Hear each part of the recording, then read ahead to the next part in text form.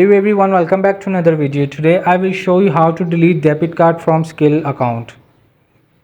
So you will just open the Skrill application on the Android device or iOS.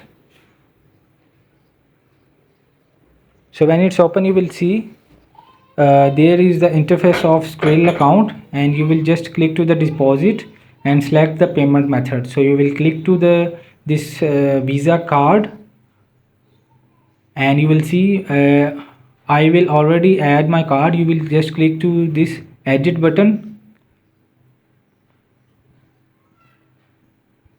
and when you will click, and in the last you will see the delete card. Remove this card from the deposit option. So you will just click to the delete card, so it will be removed from your deposit option. So yes, it can delete it successfully from this grill. Hope this video helped you. Please don't forget to like and subscribe and get notified for more videos.